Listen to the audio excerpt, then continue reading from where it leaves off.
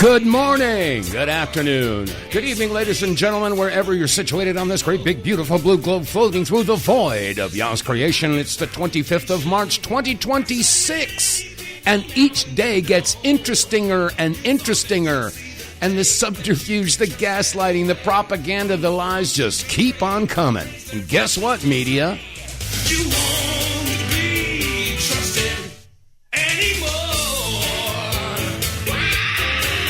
All right, well, welcome to the Wednesday Hump Day, Don't Ever Be a Chump Day, and Don't You Dare Crump Day version of the WTF Reports. I'm your host, Dave vonKleist. And, it's really hard to sort through the propaganda. I mean, we don't know who's telling the truth half the time, but this is all the more reason to use your cognitive skills and sort out what makes sense and what doesn't, and what it is that they want you to know and what they don't want you to know. So, it's a bit of an excursion, an adventure, shall we say. Anyway, got a bunch of stuff to get to. Apparently, yesterday's show was covering the issue about that baby who was being tortured in front of his father, and that story has been going all over the world. And there's quite a ripple effect going on with that. And it's also just shining the light of what kind of people we're dealing with here. And the most moral army in the world. Okay, well, we'll get to that. But right off the bat, I don't want to lose sight of a couple of really important issues. Now, the world is focusing in, of course, on this war with Iran. Well, there are a whole bunch of developments in the past 24, 48 hours that we may want to noodle on a little bit, and I'll get to some of that as well. But we don't want to lose sight of the most important issues. And, of course, there's still this issue about what happened with Charlie Kirk's assassination. And a lot of people, Candace Owens, bless her heart, she and so many others will not stop asking questions. And that's exactly what Charlie believed in. You'll never get control or get truth unless you have the courage to ask tough questions. And there are those who don't want you asking questions. I mean, I experienced that firsthand with the 9/11 issue 20-odd years ago. You know, if you don't know what it is, you shouldn't be talking about it type of thing. And it's just, that's insane. If you don't know, you have to ask questions so you will eventually know. But people don't want you asking questions. And those who don't want you asking questions should be questioned. And I'm looking at TPUSA, I'm looking at Erica Kirk, and I'm looking at all the stuff that's been uncovered by the throngs, the multitude of independent researchers that have bypassed the mainstream media. And of course, well, they should. Who the heck wants to hang their hat on what we're getting, spoon-fed from the networks? And that includes all of the alternative news networks that have popped up in the past decade. And I'm so disappointed and disgusted with OAN, with News Nation, with Newsmax, with Real America's Voice. I mean, they're all still propagandizing the crap out of the American people. Conservatives, they don't want to watch the liberal news, your ABC, NBC, CBS, The View mentality. So people have moved over to the alternative networks that are on cable or satellite or whatever. Like I said, OAN and Newsmax, News Nation, they're just as bad. They are just as bad. As a matter of fact, let me say, okay, I don't want to get off track here. Getting back to this issue about Charlie Kirk. Now, a lot of people have been looking at the microphone that he had on his shirt and how that thing just jumped up, his shirt jumped up, and they're trying to say, wait a second. We know it couldn't possibly have been a 30-06 that took Charlie out. That's a done deal. People don't want you questioning the official story. Isn't that right, Kash Patel? Is that why you shut down Joe Kent? Because he wanted to see if there was any connection to some international influence? Oh, man. Anyway, the point is, though, is that a lot of people are saying that microphone, that wireless microphone, was booby-trapped, and it was a weapon. Oh, that would never happen. That would never happen. Well, you should check out some of the research into the companies that manufacture these type of, shall we say, shape-charged weapons. And that is only now being supported by an interview that was done by a former head of the Mossad. Yeah.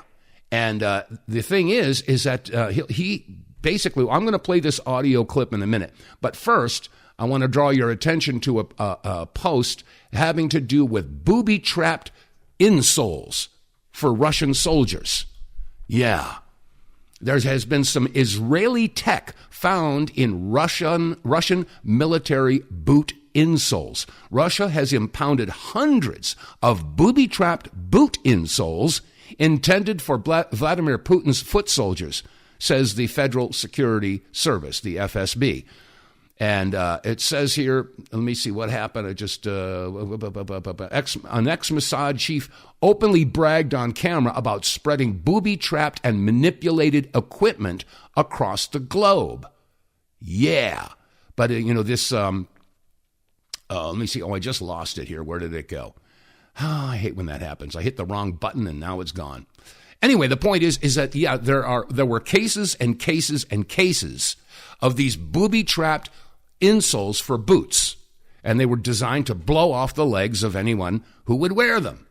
Now, it just so happens that a former Mossad chief was on an interview, and he was talking about the booby-trapped shoes and about the technology that they had on many different things. And if they can booby-trap your shoes, your insoles, and if they can booby-trap wireless microphones, that lends itself to the possibility that, yes, there may have been some Israeli involvement in the assassination of Charlie Kirk. And for those of you who have paid attention to the year previous to his assassination, you all know that he had turned on Israel. He had come to realize that Revelation 2:9 and 3:9 and John 8:44 had some influence and some validity. So this is why Charlie had turned on that. He was asking questions. Stand down order? Yeah, was there a stand down order? Remember that quote? I could go back and pull up all these quotes from Charlie saying that, he was getting all this pressure from the donors and he was being called an anti-Semite because he was not going to support the efforts of Bibi Netanyahu. So we'll want to keep that in mind. Okay? Because they're all connected. The Charlie Kirk assassination and, of course, the Epstein files. Why people are calling this the Epstein War, because you need a huge distraction to take attention away from the Epstein files. And so far, it's been pretty successful. We don't hear people talking about that much. But the point is, though, is that, yes, these are all interconnected. Anyway, getting back to this booby trap issue, here's the former Israeli Mossad agent talking about that in an interview. Here it is. Did you see any surprises in Gaza? Surprises? Yeah. You mean intelligence surprises? Pages, walkie-talkies. Do you know how many treated equipment do we have in these countries? You don't. I do. I'm going to pause it. Remember the pagers? Yeah, that's what they're talking about. And it's not just pagers. It's not just booby-trapped insoles. There's a lot of technology that we don't even know about. What could be in your telephone? Okay, we continue. You mean booby-trapped equipment? Not only booby-trapped. And spying? Manipulated equipment. All right? In which countries are you talking about? All the countries that you can imagine. And not Gaza? Not Gaza. Nothing in Gaza at all. All countries that you could imagine, but not Gaza. Interesting. Did you see that?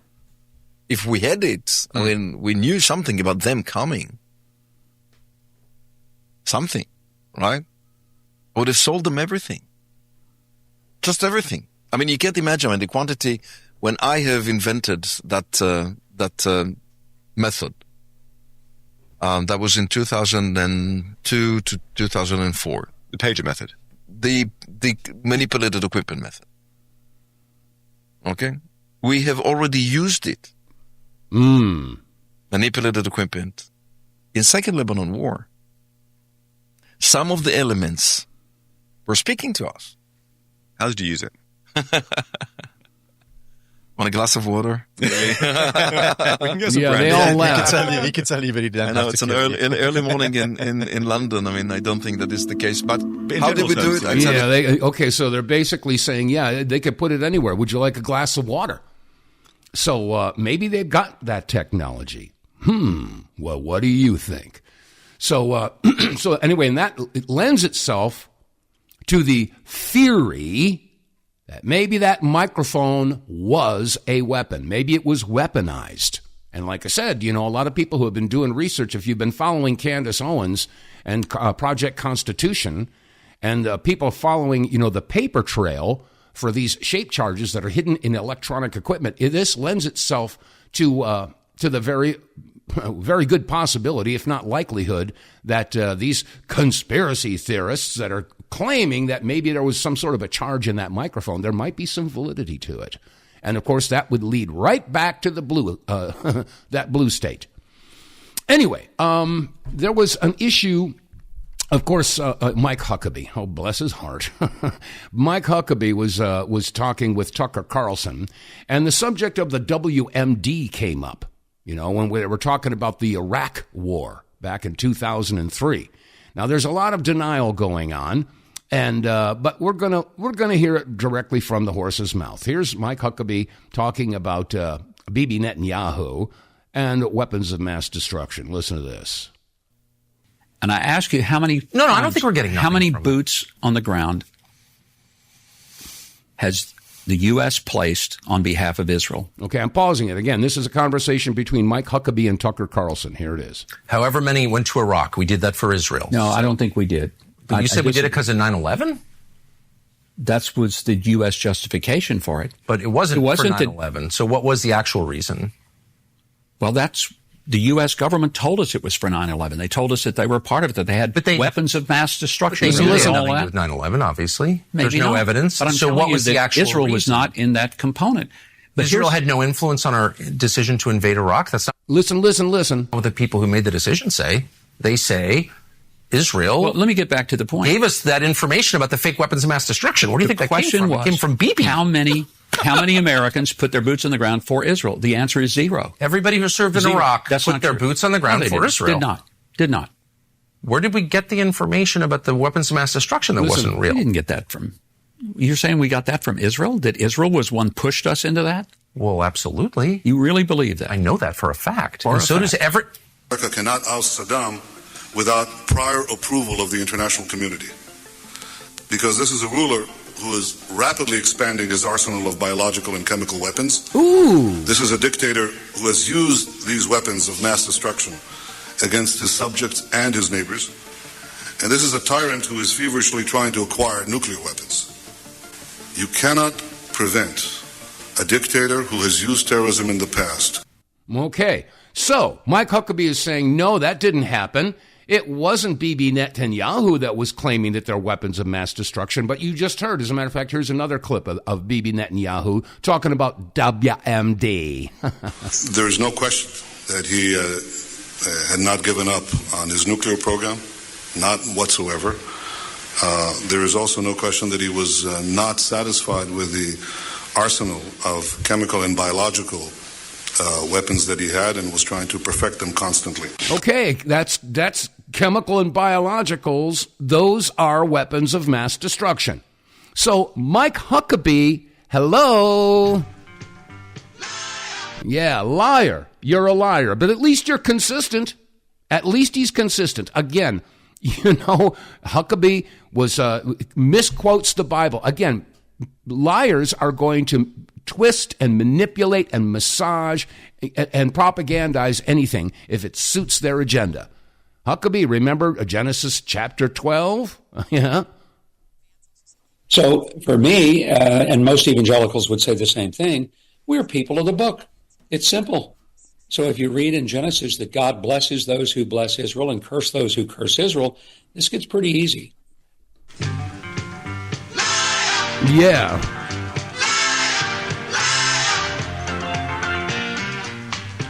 And I ask you, how many... No, I don't think we're getting... How many boots on the ground? Oh, that's the wrong one. This is the one that I wanted. Here it is. In Genesis 12, those who bless Israel will be blessed. Those who curse Israel will be cursed. Mm-hmm.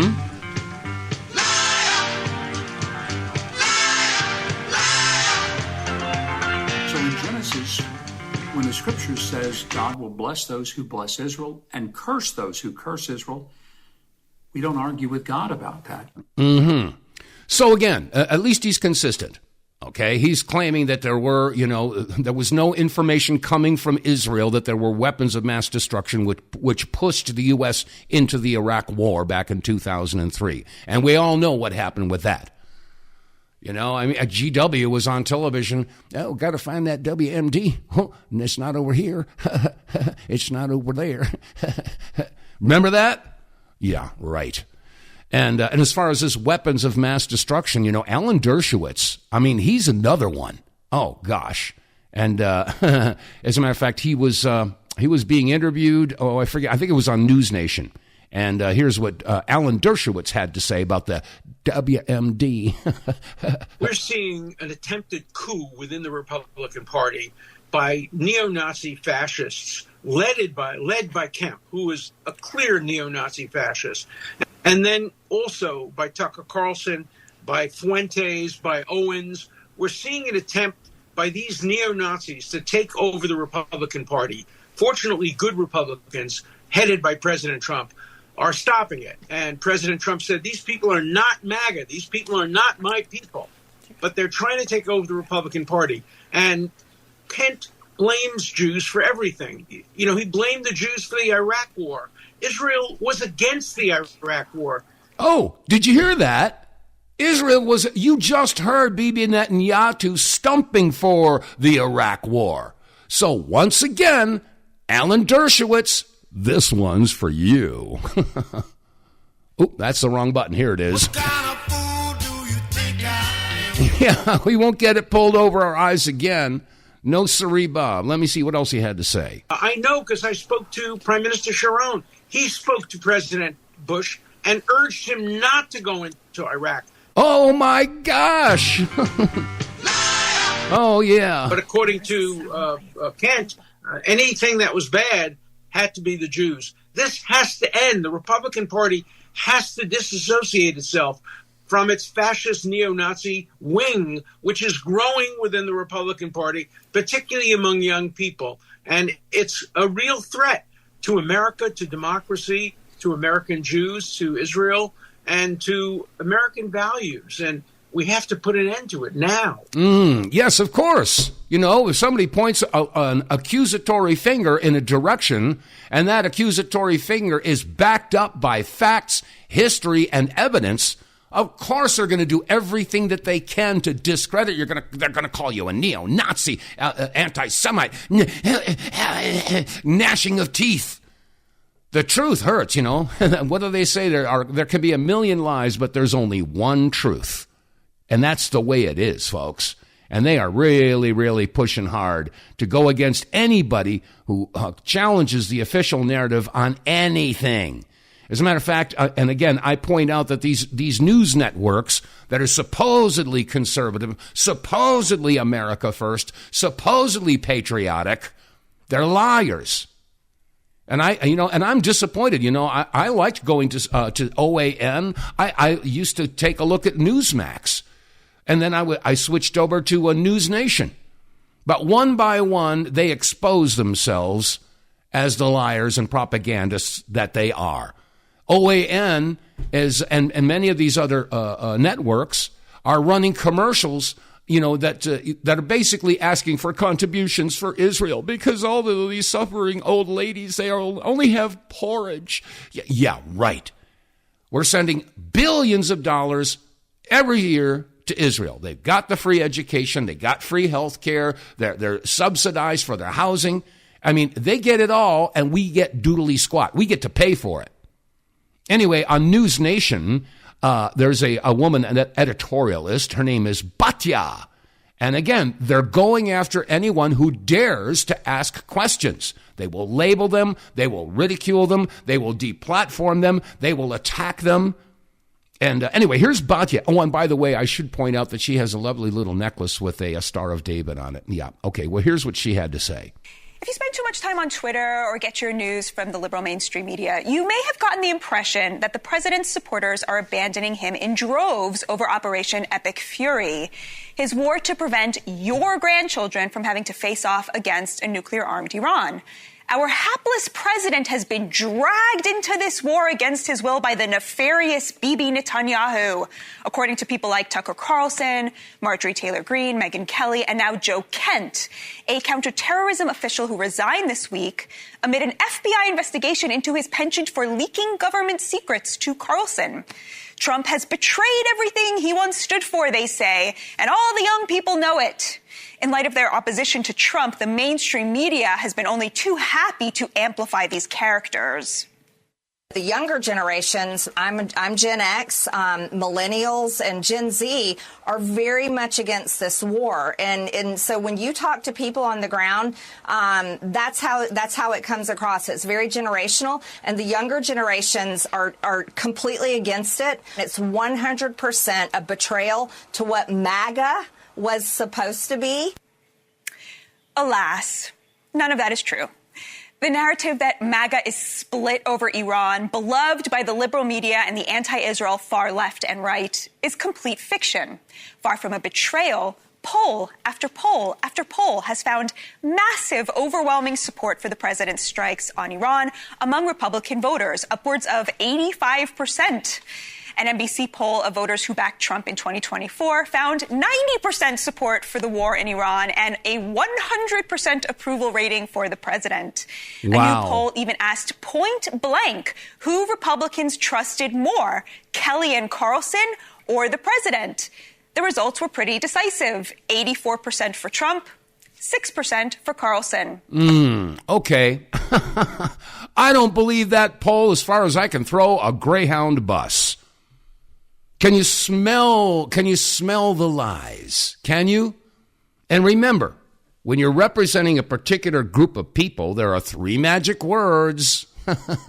Bribery, coercion, blackmail, along with the motto of the Mossad and the IDF, which is, by means of deception, thou shalt make war. So they have obviously, basically infiltrated all of your news networks, which is all the more reason why you should be looking at news sources outside of the United States and the control of Blue State. Al Jazeera, RT, Rick Sanchez, bless your heart. He, of course, he was with Fox, he was with CNN, and when he wanted to continue to be a journalist where those networks wanted him to join in with the propaganda, he basically flipped them the middle finger and looked for employment elsewhere. And RT said, hey, come on over here. We'll give you a platform. Just tell the truth. We're not going to ask you to propagandize. And that's what happened to so many journalists here in the United States. Ed Schultz, Larry King, Jesse Ventura, Chris Hedges. I mean, all these people were primo journalist here in the United States. Chris Hedges won a Pulitzer Prize. He was a writer for the New York Times, and they wanted him to propagandize. He said no. So RT says, come on over here. But anyway, this is what we're getting from our domestic news networks, all of them, which is why you have to look beyond the networks. Go to social media. Yeah, it's tough, because there's a lot of garbage out there, a lot of bots, a lot of misinformation, a lot of AI videos, and it's hard to filter through all that stuff. But use your brain, common sense, Anyway, going to take a quick break. Get More Tank will save you money every month on gas. Get More Tank is a tablet with active ingredients that adds big mileage to every tank. Made in America, the Get More Tank formula is used by trucking companies and heavy industry. Now the Get More Tank formula is available to you. Get More Tank works in any gas or diesel engine, cleans your engine, lowers emissions, and you'll feel improved engine performance every time you step on the gas. Get More Tank works for cars, trucks, boats, motorcycles, four-wheelers, mowers, and blowers. Hey, if you got an engine, then Get More Tank. Contractors, electricians, plumbers, painters, and lawn service companies, Get More Tank will save you money and extend the life of your engines. If you're an owner-operator running your big rig around the town or across the country, Get More Tank will save you money too. If you're a farmer, all of your equipment can use Get More Tank. A 5-pack on sale at GetMoreTank.com for just $22.22 plus shipping. Use the promo code RedPill101 and get 10% off. Save your money, save your engine, save the earth at GetMoreTank.com. Get More Tank is EPA registered, doesn't void warranties, results vary. And you can get more tank by visiting our website, TheWTFReports.com. Don't forget the, T-H-E. People say, I can't find you. I went to WT. No, you got to have the, T-H-E. TheWTFReports.com. Click on the sponsors page, and it'll take you down to a window where you can click on the Get More Tank and get information. Yeah, information's good. All the details and specifications about this formula of a fuel catalyst, not an additive, it's a catalyst. It changes the way your fuel burns. It burns at a lower temperature. It burns more efficiently. It burns cleaner. It gives you more power. And after a couple of tanks, your engine will adjust to it and start giving you better mileage. And when you buy a 5-pack, it's $20 with the promo code, gets you 10% off. $20 gets you 5 tablets, and if you're getting 20% better mileage, that means the 5th tank is free. Hey, do the math, folks. This is a no-brainer, especially with the price of fuel right now. So if you haven't tried it, please, trust me on this one. This stuff works. Get more tank. So go to our website, TheWTFReports.com, and get more tank.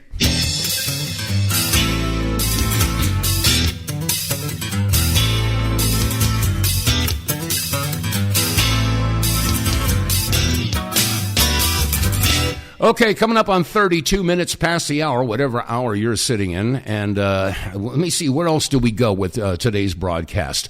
Let's take a look at, or listen. I forget, this is sort of like an audio show.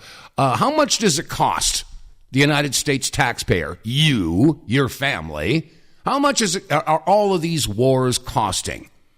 And as we listen to this analysis and this breakdown of the cost of all these wars, put it in the back of your head how far along we would be as a civilization if we redirected all those funds, these billions and billions and indeed trillions of dollars, to blow stuff up and kill people and then rebuild it, only to blow it up and kill more people, only to rebuild it and then blow it up and kill more people for years and years and decades and decades.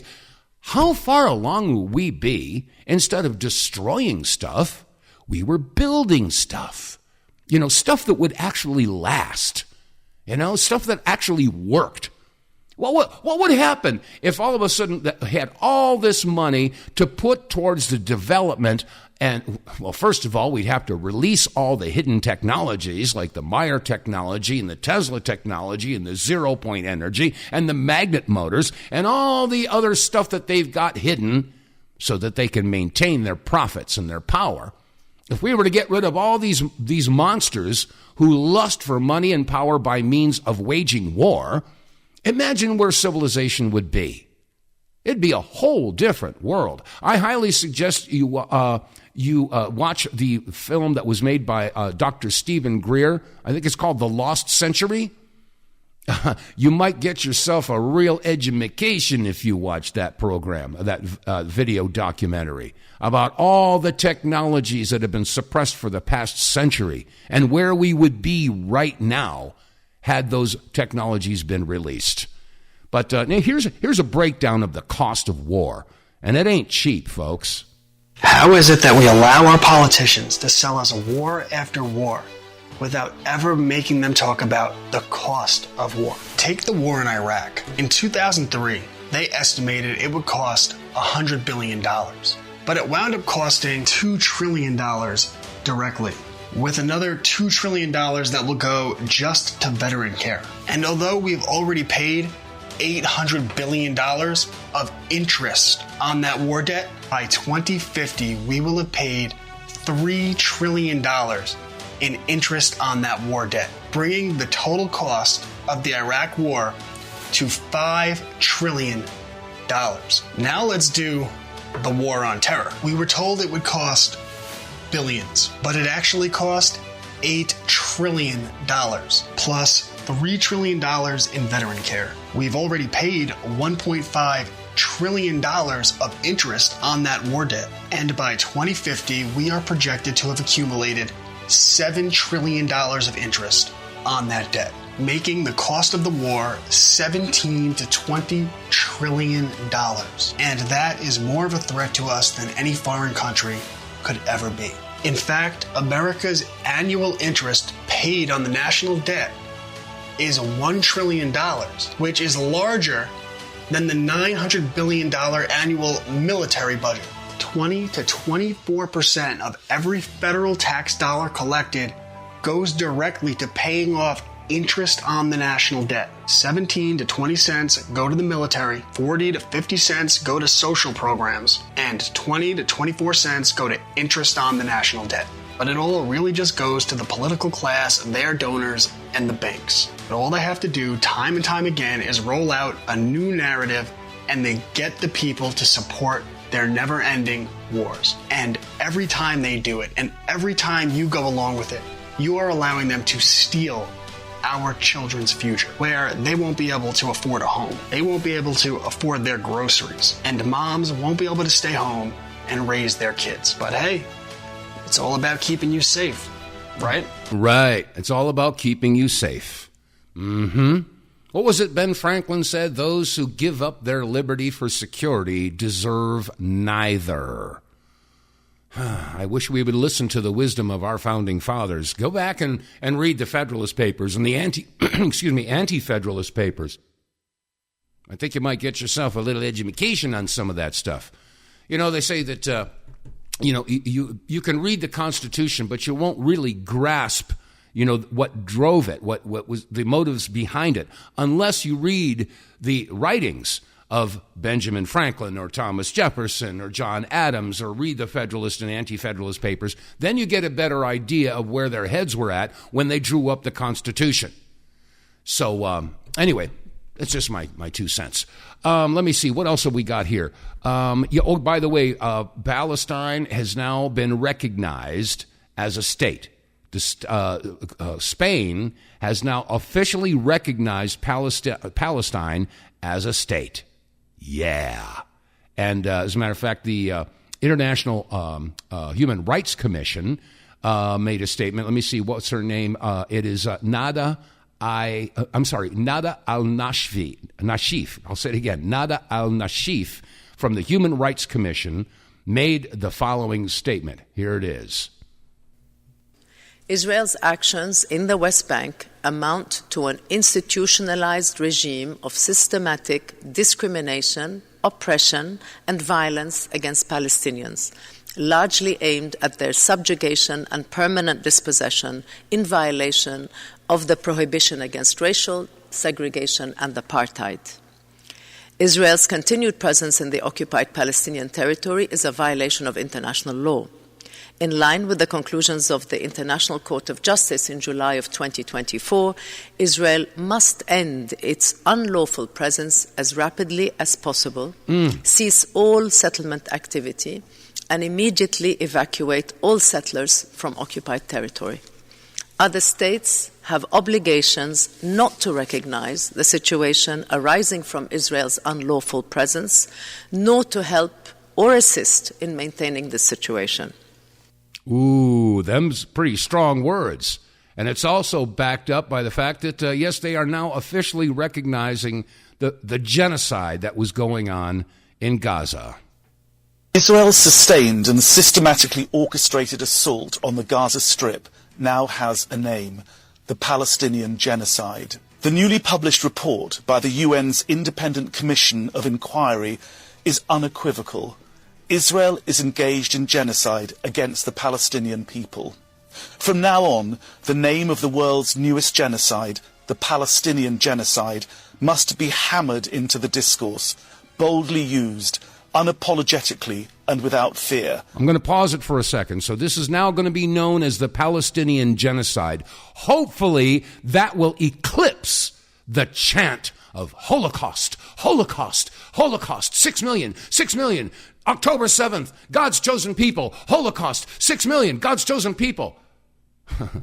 Yeah, so now we have the Palestinian genocide. Oh, I didn't mean to hit that button. Let me try that again. Here we go. Israel sustained an assault to the memory of the tens of thousands of Gazans who have been killed in what we now have a solid legal basis to call the Palestinian genocide. The Commission gathered 16,000 pieces of evidence covering the period 7 October 2023 to 31 July 2025. It reached its landmark conclusion by investigating 4 of the 5 genocidal acts defined in the 1948 Genocide Convention. Israel was determined to have engaged in all 4 of these genocidal acts as a matter of state policy. On the first, killing members of the group, the Commission concluded that over 60,000 were killed, including nearly 10,000 women and over 18,000 children. On average, 1 child is killed every hour in Gaza. Wow. As of May 2025, Israeli intelligence officials listed 8,900 militants from Hamas and Palestinian Islamic Jihad as dead or possibly dead. Given that by this date 53,000 Palestinians had been killed, Israel was making a public admission that 83% of its victims were civilians. Wow. 83% were civilians. And yet we're hearing reports coming out of Tel Aviv, and they're, gnashing their teeth and wringing their hands and say, look at, they're killing civilians. They're killing civilians. Well, that's what you've been doing for the past, 50 years, something like that, ever since 1948. 48 years. Not to mention ever since October 7th. Yeah. And you know what? RT reported in his pretty much the same thing. They are pointing out that, yes, Israel, it's just a murderous country. They really are. Anyway, here's a report from RT in regard to, killing civilians. The Reuters analysis of data from the Gaza Health Ministry found that over 1,200 families were totally erased, wiped out with no survivors. Wow. Human rights organizations have called it an extermination campaign and a genocide. Roughly a third of the families killed had between 5 to 9 family members. In one case, Israeli forces killed every member of a family of 14. And somehow, Israel and the U.S. still believe that these people are waiting for their Riviera of the Middle East. Maybe that's because they realize that the only way that will happen is if there's no one left. Entire families are being pushed out or killed in Lebanon as well. Israel claims it's targeting Hezbollah fighters and their positions. And that's how it's portrayed in the media. But as always, it's residential buildings and entire families being destroyed and wiped out. Something that doesn't always make it to their news programs. After having our iftar meal, my brother's wife prayed in another room while we sat and chatted. At 8:20 p.m., my brother called me, but I could not answer. At around 8:22 p.m., the 2-story house was hit by an airstrike. Praise be to God. This is our destiny. This is the path we have chosen, and we will continue on it, God willing. There is no turning back. We pledge to Sheikh Naim Qasim and Mr. Mojtaba Khamenei that we will continue on this path, even if it costs us everything. The more they kill, the more people want revenge, and so it goes in circles. Instead of trying a different approach, it seems Israel is just hell-bent on plowing ahead and getting rid of anyone who stands in their way, no matter how old they might be. The Israelis are in a hard spot, and as somebody who fought for most of my life, I think I can get into their heads pretty easily. If I was an Israeli, I think I would have the same view. Okay, I'm going to pause it. That's Joe Kent, by the way. I think I would say, we're going to fight them at some point anyways. If there's civilians in that area that's militarily important to us, whatever. I have a job to do. I understand that. And that's what we've been observing in Gaza, Lebanon, and Iran. Israel doesn't care about civilians as long as it gets what it wants. And the Israeli leader believes that he has a moral and religious right to do so. Now, this is crazy town. This is crazy town. And I do want to tell you that I heard last night that there is some scuttlebutt. I haven't been able to find the confirmation yet. That Vladimir Putin basically got in touch with the Israeli authorities there and said, you better cut this crap. Cut the crap. I mean, because Israel's been pushing in. If you haven't heard, of course, the mainstream media isn't really pushing it that much. That Israel is pushing into southern Lebanon now, and they've knocked out the bridges. There's a river. I forget the name of the river. But in order to get out of southern Lebanon, you have to cross the bridges to get into the northern portion of Lebanon. And Israel has taken out the bridges so the people can't escape. Yeah, that's what they're doing. And they're bombing Christian villages. They're bombing, civilian buildings and stuff like that. And meanwhile, while Tel Aviv is getting pummeled with missiles, they're all crying that, they're hitting civilians. They're hitting civilians. You can dish it out, but you can't take it, right? That's what it basically comes down to. But there's like I said, there's some scuttlebutt that China and Russia and a bunch of other countries have basically pointed at Israel and said, cut the crap. If you continue to do this, if you launch more weapons, if you use a tactical nuke or something, you will get a nuke. So Israel is going to be put between a rock and a hard place. And again, I point out, all of you Christian Zionists out there, all of you folks out there who support Israel, understand that your support is the result of years of brainwashing, decades. The Schofield Bible. If you've got a Schofield Bible, burn it. Get rid of it. It's garbage. But the point is that, yes, you've been all brainwashed, and you need to understand that what Israel has been doing to the surrounding countries is going to come to you, because Israel doesn't like Christians. Oh, we love Christians. Well, we've got videos, we've seen it all, of Christians getting spat on, having their churches blown up, having their homes destroyed. Don't tell me that the Israelis love the Christians. No, that's a lie. And I could keep on, pointing that out. So, like I said, there's, until we get some confirmation, Israel may be forced to stand down. Now, the other thing is that there's some scuttlebutt, and again, I haven't heard confirmation. We do know that Trump said he got a very good gift from Iran. And the gift could be the Strait of Hormuz. I don't know. They may turn it over. I don't know. But there's something else we want to put in your pipe and smoke it, and that is what's going on in Iraq. Now, of course, ever since the Gulf War and taking out Saddam Hussein, the United States established some very, very big bases in Iraq. And the locals, the Sunnis, have been going after and attacking them. And what's the result? The result now is that the American military personnel, I forget who it was, but they basically said, look, give us 48 hours to evacuate our troops. They said, okay. So as we've been speaking over the past couple of days, the evacuation has been going on. So now our military has pulled out of Iraq, and they had to leave everything behind. And now Iraq has officially joined Iran to fight Israel. So, I mean, there's a lot of stuff going on in the Middle East. And because of that, let me see, I've got a clip here about the Iraqi, the withdrawal. Here it is.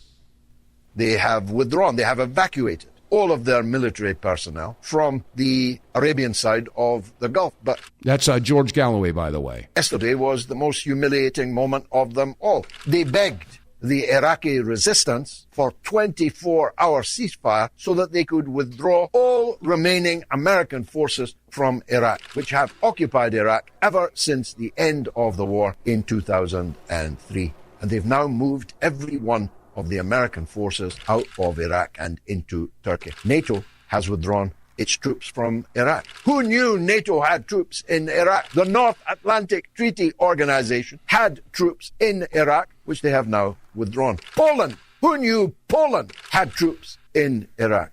But they've withdrawn too. In fact, all Western forces have now withdrawn from Iraq, and Iraq is now a free country, and I very much doubt whether they will allow any of these troops, any of these bases to be reconstituted. Interesting. It gets interestinger and, interestinger. And as a matter of fact, there are folks out there that because of all of this, they have had their eyes opened up to the nefarious activities that Israel has been up to for all this time, and they're overcoming the brainwashing. And it's not just here, not just the noticing that's going on. And by the way, that word notice is really pissing a lot of people off, especially in the ADL, the the Anti-Defecation League, because they're full of crap. Thank you, Jonathan Greenblatt. But no, there are a lot of folks that are basically saying thank you for showing us your true colors, Israel. Listen to this.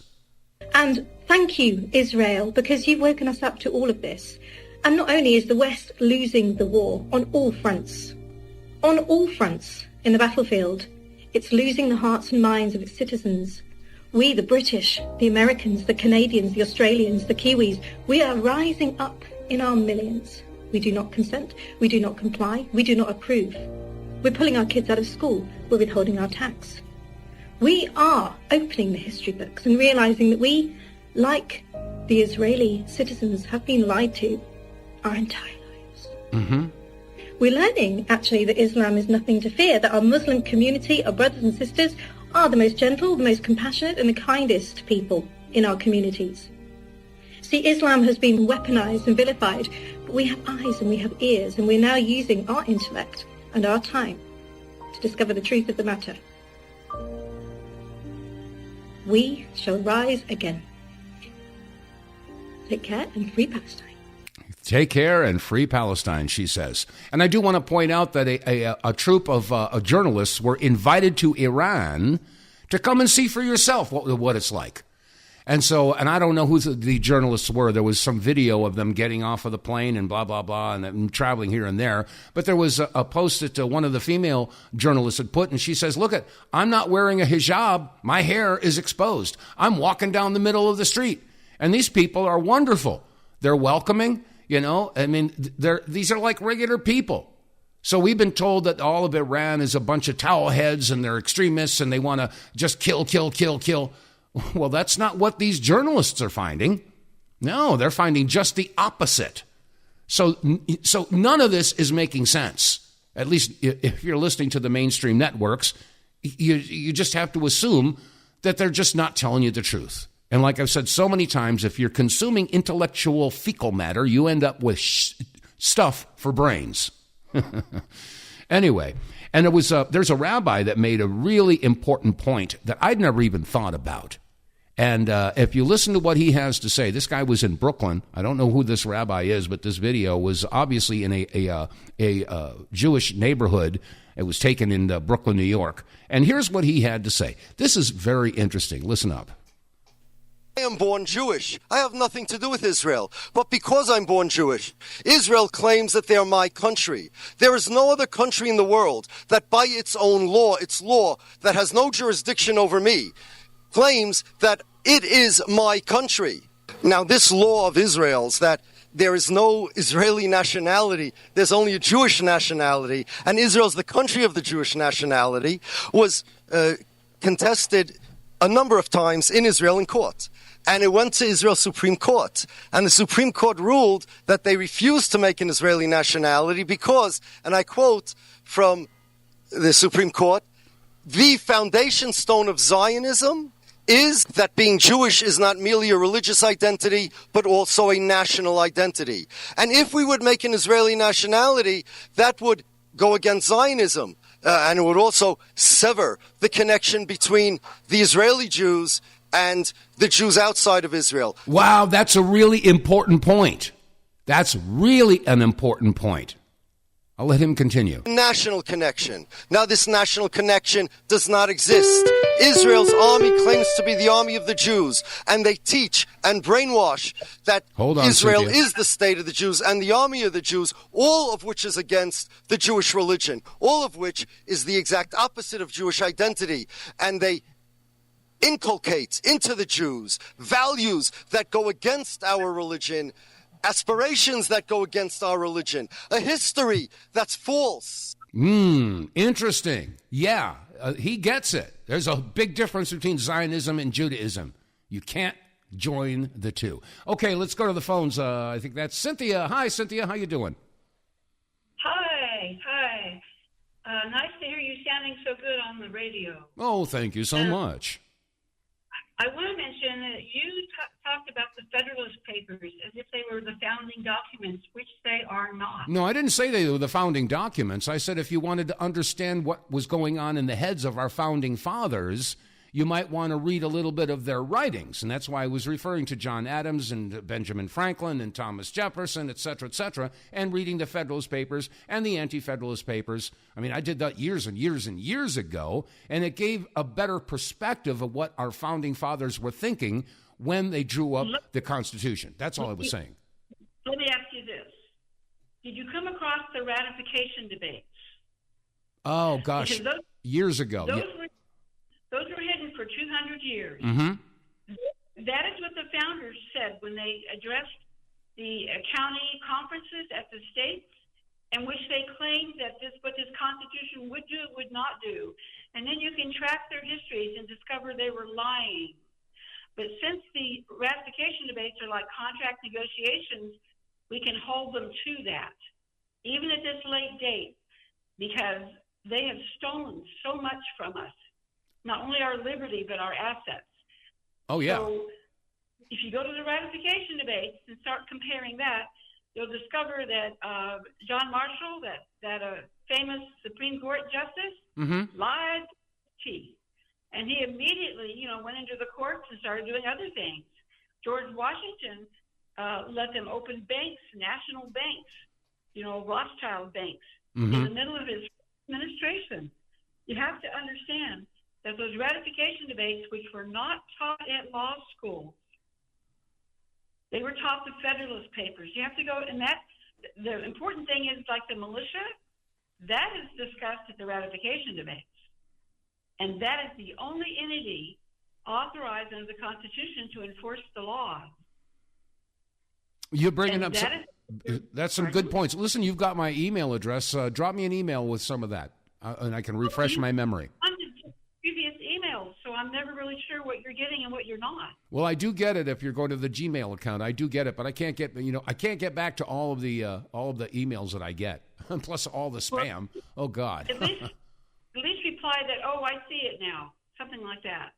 Okay. Okay. Yeah. Thanks. No worries. And thank you as always for your contribution. Wait a minute. Oh, okay. One source for education debates is G.R. Mobley's site, ReclaimingTheRepublic.org. ReclaimingTheRepublic.org. Okie dokie. Okay, thank you. All right, thank you, Cynthia. You have a good day. All right, cheers. Bye-bye. Bye-bye. Okay, let's see. It's we've only got about a minute and a half left. There is one story that is not being reported, and it has to do with Nebraska. Have you heard about what's going on in Nebraska? Listen to this. So you're meaning to tell me that we are witnessing one of the biggest wildfires in U.S. history right now. Over 800,000 acres of land, 40,000 cows have been displaced or burnt alive. And not one story on the mainstream media. I mean, it wouldn't have anything to do with the Elk Creek project, would it? Where they're developing in Nebraska, where they're going to mine for critical minerals that are considered to be key domestic sources for materials essential to aerospace, defense, and energy industries. Yeah, no, nothing to see here, guys. Just move along. This is just a neocorp development that has secured funding through multiple avenues for its Elk Creek Minerals project, which is including a Pentagon-funded collaboration with Lockheed Martin for $10 million, and also the UK government have backed them for $3.8 million. I wonder why the UK government would be backing one of the biggest projects in Nebraska, where they're going to mine for materials for war at the same time as this world record-breaking wildfire that has not once been on the mainstream media. So why aren't we hearing about this massive fire? 800,000 acres and it climbing, and all the farmers are going to be put out, and all the ranchers are going to be put out. Who benefits? All right, folks, that's going to wrap it up for today's installment of the WTF Reports. If you're listening on YouTube or BitChute or Rumble or Facebook or whatever, you know what to do. Click like, share, subscribe, and make a comment, if you will. And also spread the word by word of mouth, because that's the best advertising. And if you'd like, do some business with us. Purchase some of the stuff that we've got, our merch, coffee cups, baseball caps, T-shirts, and if you're feeling generous, you can even make a GoFundMe contribution to the effort. That said, it's going to wrap it up. Have a wonderful and safe day. God bless you all. Stay safe, stay free, and God willing, I'll see you tomorrow.